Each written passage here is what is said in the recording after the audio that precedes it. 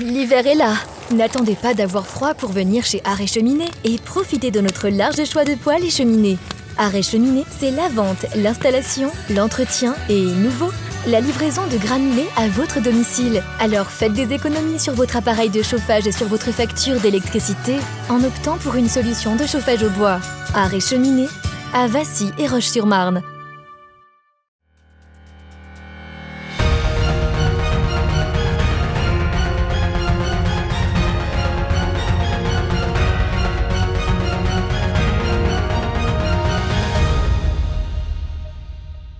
Bonsoir à tous, bienvenue dans votre journal du mardi 27 octobre 2020. Tout de suite les titres de cette édition. Depuis ce dimanche, avec le changement d'heure, la nuit tombe très tôt, mais cela n'empêche pas de voir les couleurs de la nature changer. Un reportage sur ce sujet sera retrouvé dès le début de ce journal. Visiter des lieux abandonnés et immortaliser le moment, voilà l'activité principale des urbexeurs. Avant de développer ces titres, faisons un point sur l'évolution de la crise sanitaire qui sévit actuellement sur le pays, avec les derniers chiffres communiqués par l'Agence régionale de santé Grand Est. Le département de la Meuse est celui le moins touché de la région, avec 258 cas confirmés la semaine dernière. En Haute-Marne, on en compte 374 nouveaux cas. Sur la même période, à noter que le département de la Meuse a 10 000 habitants de plus que la Haute-Marne et que les mesures restrictives sont pour l'heure plus souples. Concernant le département de la Marne, la situation est plus inquiétante avec la confirmation de 1512 cas en une semaine. Le taux d'incidence est de 268,2 en Marne contre 221 en Haute-Marne et 142 en Meuse.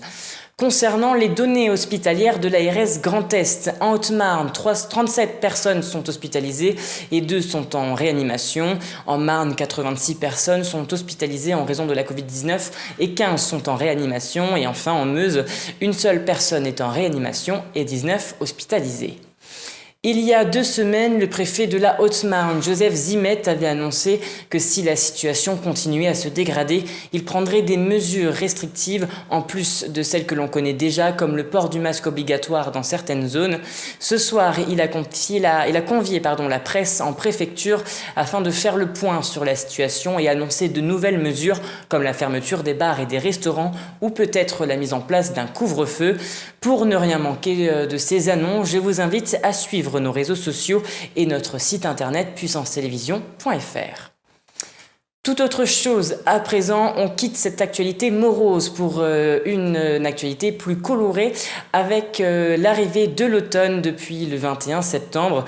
Et petit à petit, la nature est devenue jaunissante, redessinant le paysage. Je vous propose de regarder ce reportage aux couleurs de l'automne commenté par Nicolas Fontaine.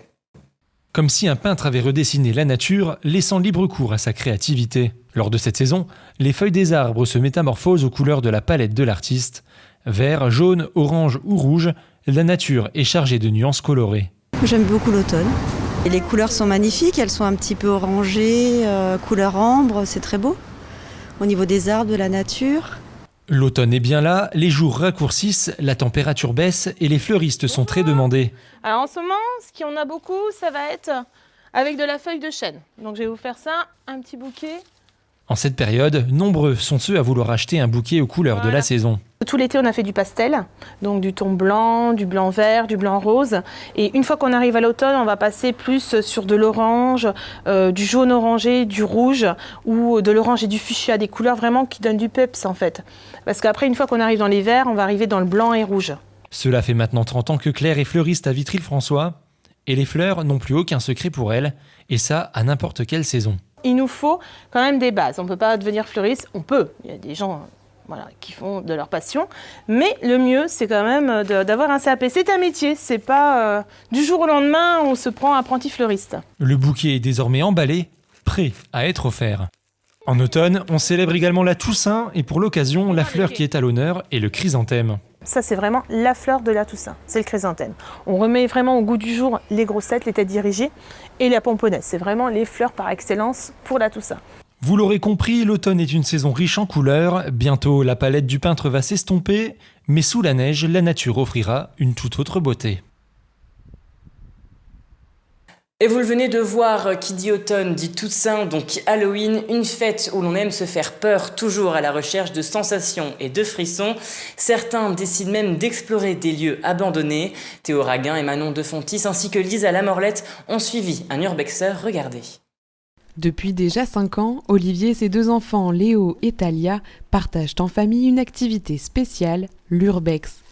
Tous les 3 font découvrir leur passion, à ne pas confondre avec la chasse aux fantômes, sur Facebook et sur leur chaîne YouTube, le portail temporel de l'exploration. C'est une pratique qui se fait dans les lieux abandonnés, qu'ils soient des manoirs, des anciens hôpitaux, des sanatoriums. C'est assez prisé chez les urbexeurs.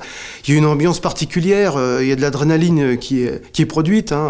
Une petite communauté de pratiquants s'est formée sur Internet et a mis en place plusieurs règles pour protéger les lieux et les explorateurs urbains. C'est un lieu qui est ouvert, où il n'y a pas de panneau d'interdiction. S'il y a une ouverture, on y pénètre. La porte doit être, si on appuie sur la poignée, doit être ouverte. Si c'est un lieu fermé, on n'y rentre pas. On ne casse rien, on n'emporte rien, parce que avant nous, d'autres y sont passés, et malheureusement des pilleurs. Les lieux visités sont majoritairement délabrés, ce qui les rend dangereux. L'urbex n'est pas une activité à prendre à la légère et demande de prendre des précautions pour éviter tout problème. Dans le milieu très rural, il n'y a pas trop de problèmes de squat. Les personnes peuvent être agressives, on ne sait jamais. Il peut y avoir des animaux, des chiens qui... c'est un des premiers dangers. Les autres dangers, c'est les planchers qui sont défectueux, les toitures abîmées. Dans les châteaux, les sols sont souvent très abîmés. Les planchers, nous est arrivé vraiment de risquer de chuter. Beaucoup d'urbexeurs partent en expédition pour des pratiques artistiques. L'originalité des décors est une source d'inspiration pour les photographes et les vidéastes les plus téméraires. C'est aussi intéressant d'essayer de faire des plans avec l'environnement abandonné, de filmer à travers telle ou telle chose, il y a des trucs sympas. Halloween cette année se fera sans porte-à-porte, mais aurez-vous le courage de découvrir ces lieux abandonnés derrière votre écran ? Et c'est la fin de cette édition, merci à tous de l'avoir suivi. Dans un instant, vos prévisions météo de demain, et n'oubliez pas l'information continue sur puissancetélévision.fr. Très belle soirée à tous. Toute l'actualité qui vous concerne, à voir ou à revoir, dès maintenant sur puissancetélévision.fr et sur notre application mobile. Une femme sur 8 risque de développer un cancer du sein. L'information sur le dépistage précoce permet de sauver des milliers de vies et est essentielle. Alors Puissance Télévision s'engage pour véhiculer ce message. Tous ensemble, restons vigilants.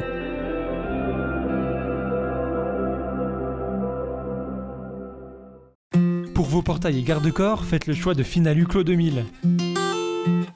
Votre spécialiste depuis plus de 25 ans, zone artisanale de la tannerie à Ancerville. Contactez-nous pour vos études et rénovations 03 29 75 22 25 ou sur clos2000.fr. Ouvert du lundi au vendredi et le samedi sur rendez-vous.